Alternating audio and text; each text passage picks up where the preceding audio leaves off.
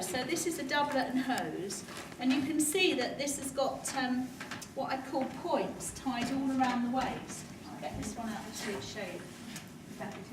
So that's a point. I think it's very extraordinary to think that everybody was tied into their clothes. And women's corsets tied onto their petticoats, so everything's tied around the waist. Yeah, they will go. I'm sure they will. Just waggle them up. That's it. Lovely, lovely. Okay, so if you tuck your shirt in, Christy, at the back. So, I know. You see, that shirt is really your underwear. It's all you need. Underpants are not really, boxers are not really in fashion yet until the 18th century. Lovely. Now, once she's got that shirt in, Anna can help try to point her into her clothes. Truss her. They called it trussing, which I like. We talk about trussing up a chicken, don't we, or a turkey, you know. It's a lovely word, trussing, but what it refers to historically, there we go, that's it, is, now Anna, if you start at the back, see if you can find near centre back, because you know if they don't quite match up, you're in trouble. That's it. Hay feelings, strange, right. Very strange things on.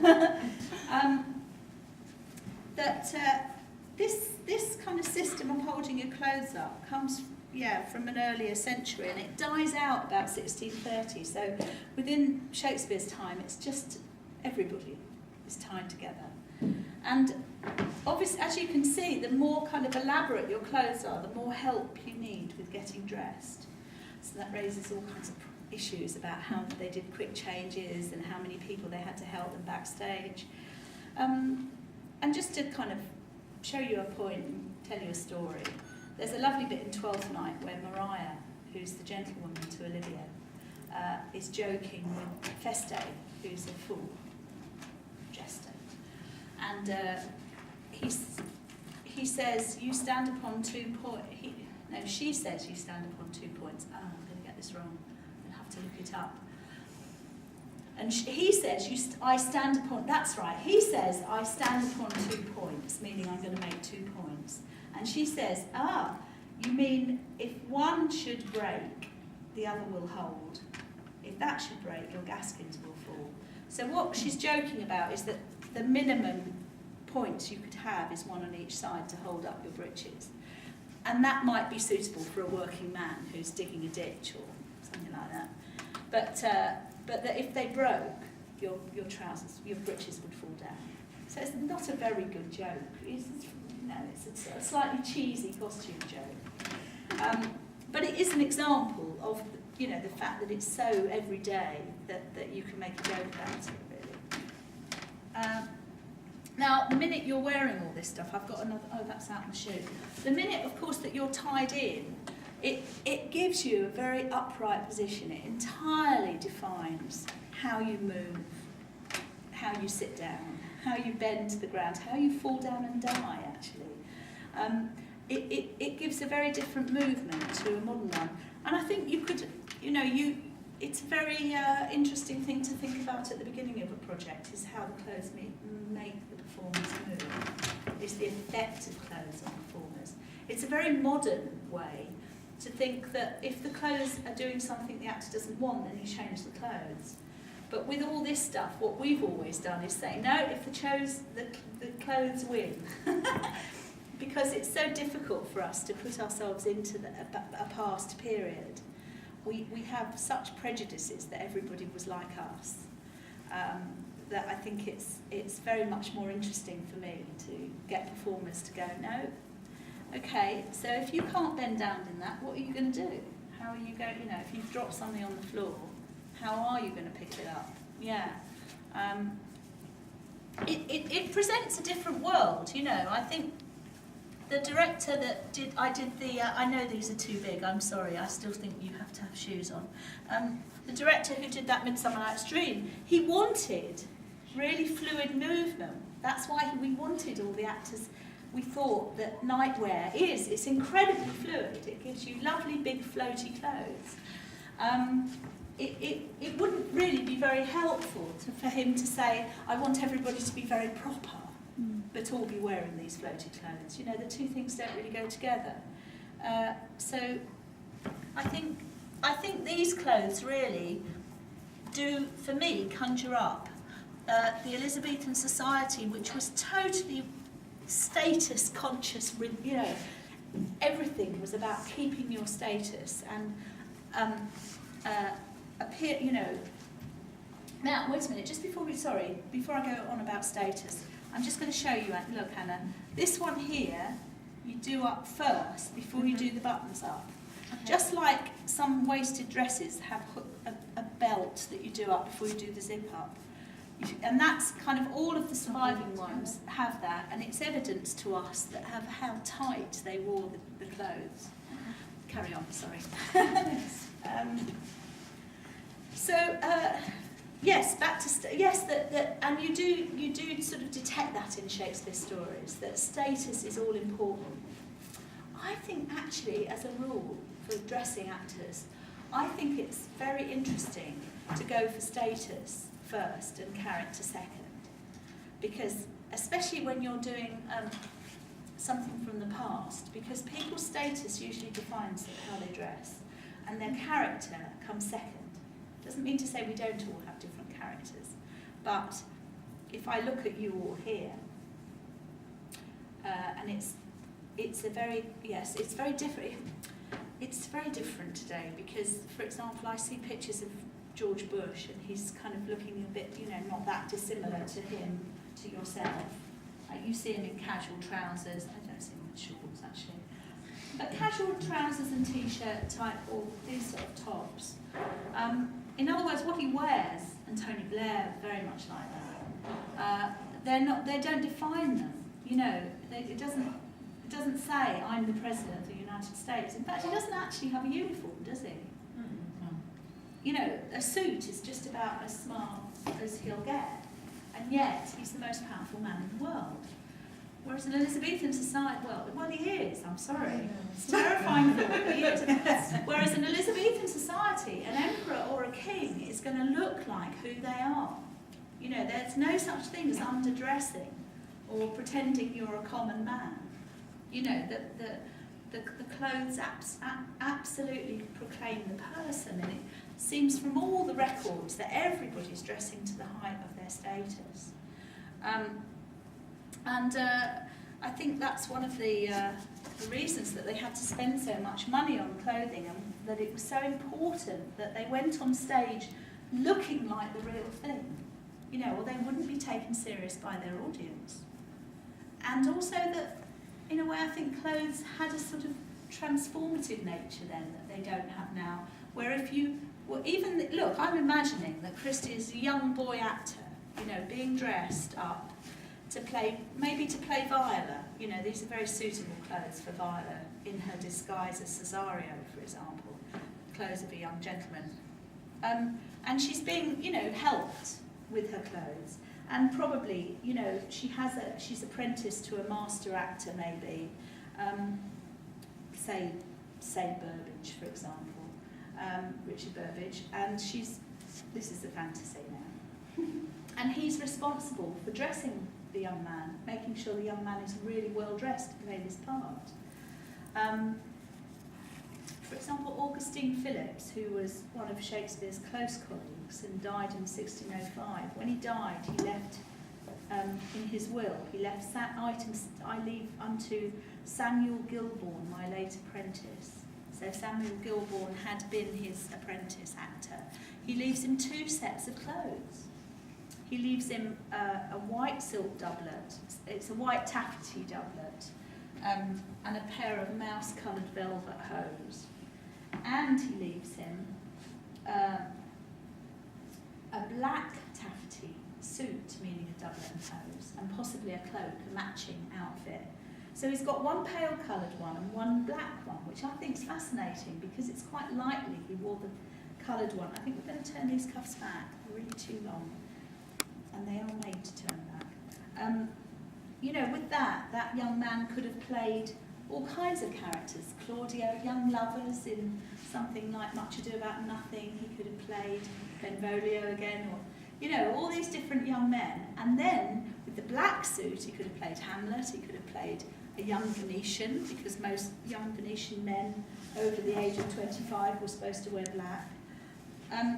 I think that's a really great actor's kit that Phillips left him, Samuel Gilbourne.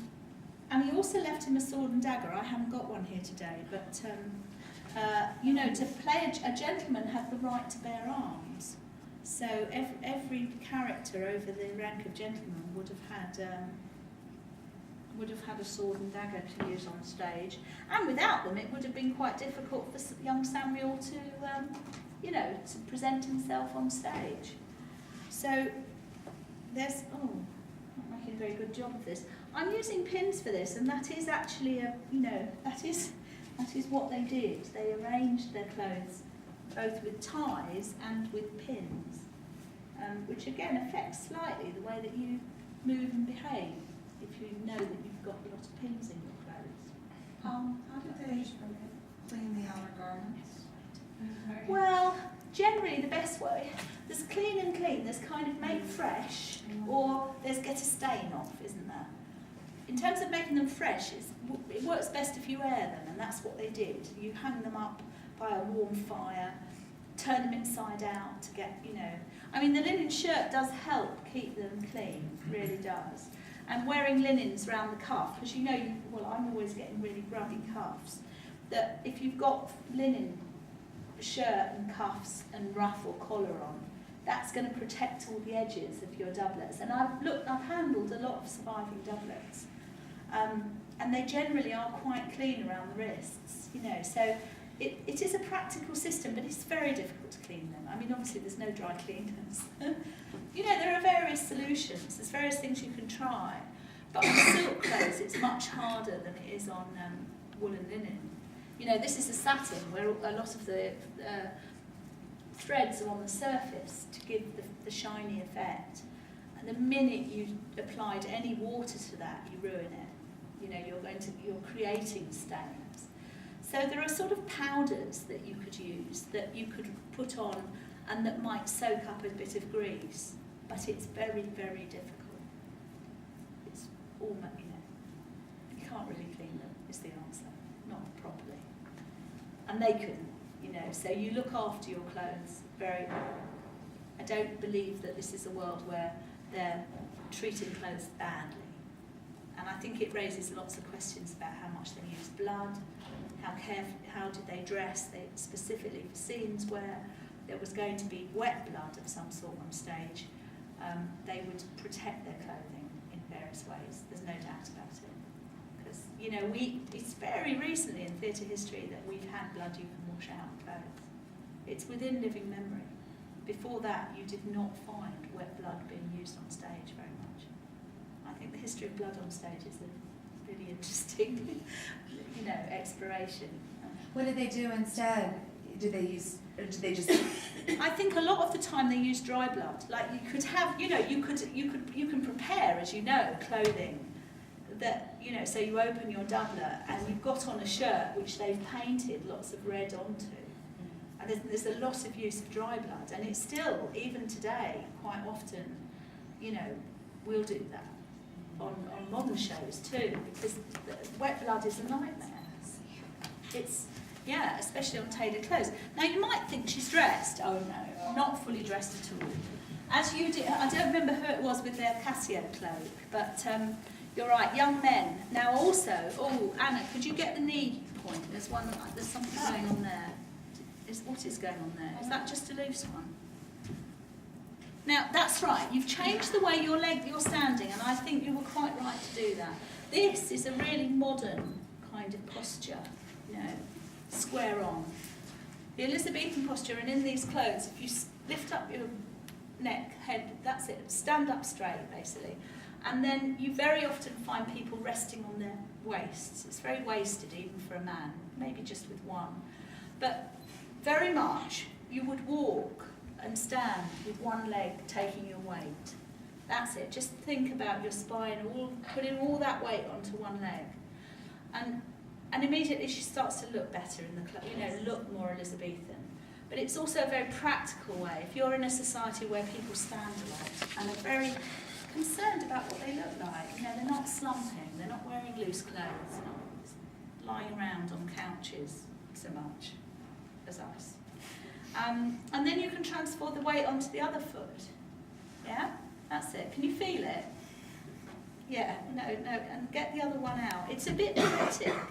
It's also the best way to sort of sit down, is if you are in that position and then you bend at the knees, you have to keep your back straight.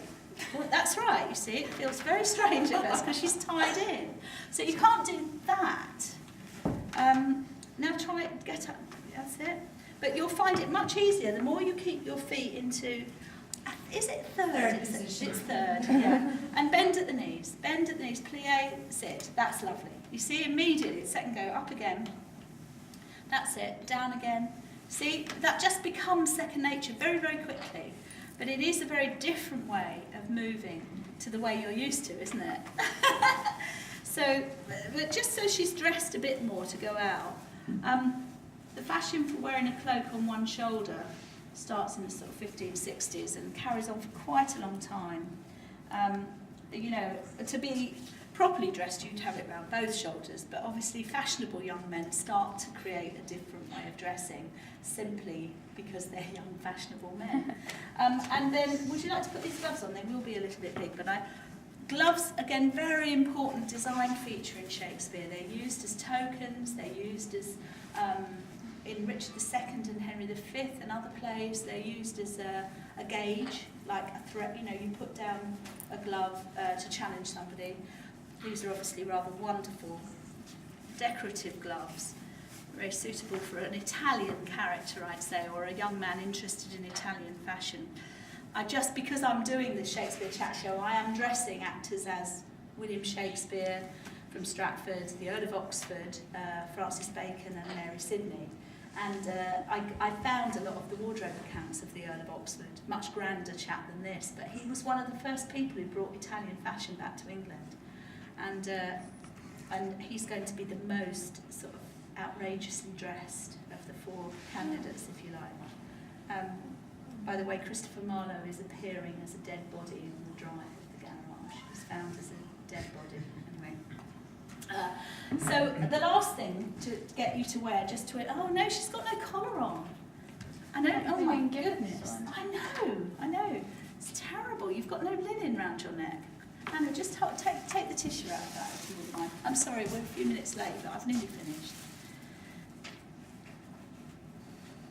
I mean, this is a double imagined world, because this is me imagining the world of Shakespeare's own actors, him and his friends, and what they wore to do the plays. So it is a sort of imaginary world to me. Oh, I put that one inside out, that's not good. But it's very much, you know, to me has become a sort of reality, really. It's very unusual for a designer like me to spend so many years doing one period. Normally, you know, we dart about doing something 1960s, something ancient Roman, you know, and to keep returning to this period means that I've got a lot more accustomed to it. I know a lot more about it than I do other periods.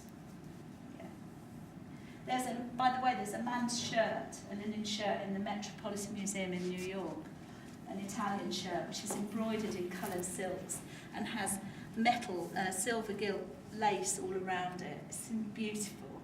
And it still has a pin in the right-hand side of the collar, an original tiny pin that was used to pin it to the doublet. I tell you that. Right, the last thing is the hat. Now really, just brush your hair back a bit, Christy, because an Elizabethan young man would have needed to have the kind of hairstyle that looks good when you keep putting a hat on and taking it off again. So you find their hairstyles very, very much like in the 19th century, men's hairstyles were designed to go with hats because everybody was wearing hats and taking them off. Now stand up again. The earrings are very modern. I don't know what we do about the earrings, but hang on, don't take any photos for a minute.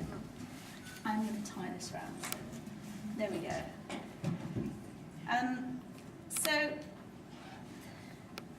Hot Casio now. Yeah, you're a hot Casio now, yeah, definitely.